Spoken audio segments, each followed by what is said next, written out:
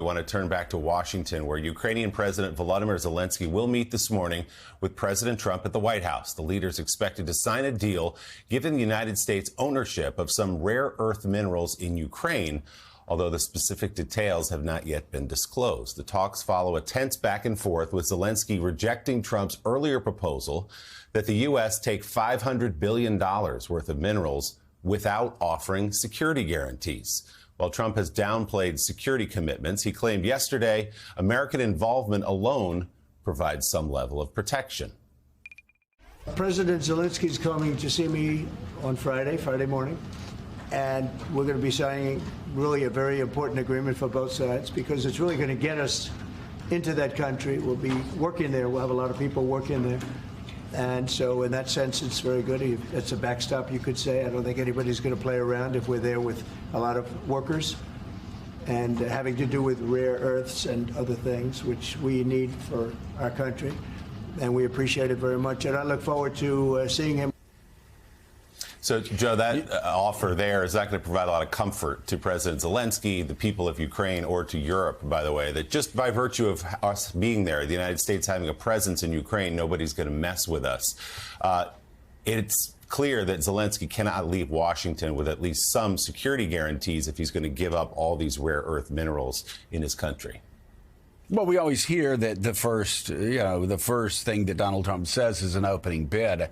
Don't know if it is an opening bid, and what we've been hearing over the past 2 weeks.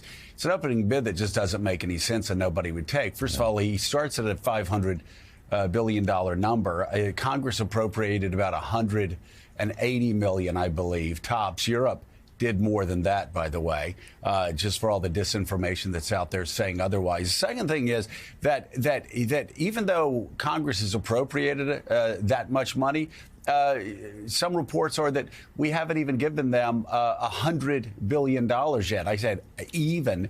I mean, that's a lot of money, but that's not $500 billion. So you're talking about $100 billion that we've already sent their way. Of course, so much of that was sent in the forms of weapons that were built here in the United States of America and created American jobs, was good for America, just like the EU relationship has been good for America. The trade has been good for America.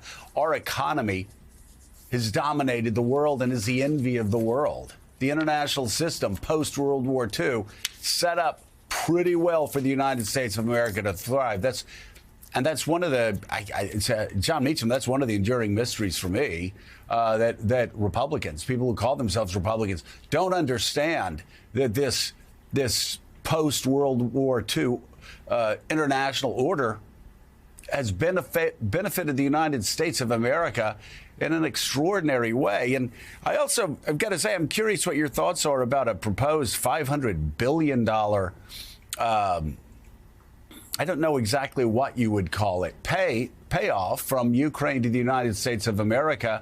That seems to me like we're getting into Treaty of Versailles material there. That would, first of all, it doesn't line up with how much the United States has loaned Ukraine. And secondly, it would be crippling to an economy that has to get rebuilt after this war finally ends.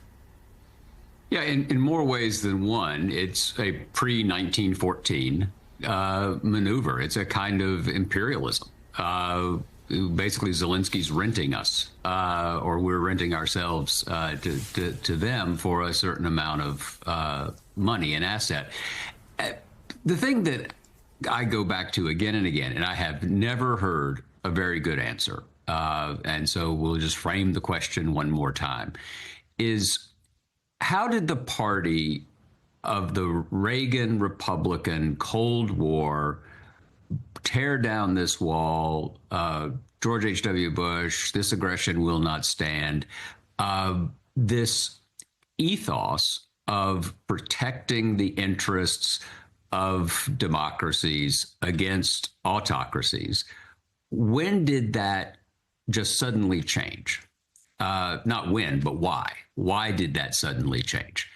And to me, it's one of the central questions of the era, because the reorientation of American foreign policy from particularly on the center right and over, from we will stand for freedom, not universally, not saying we were somehow perfect before 2017 and now we're not.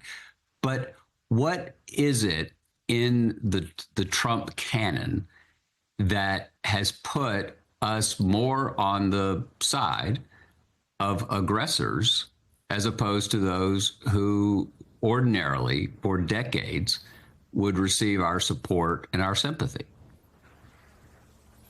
It's fascinating. It really is. I mean, I think everyone on this panel right now would tell you when they talk privately to Republicans, they say, of course, Putin is the aggressor. Of course, Zelensky's not a dictator. Of course, that Ukraine is the victim here, but then won't go out and say it publicly because of one man, the president.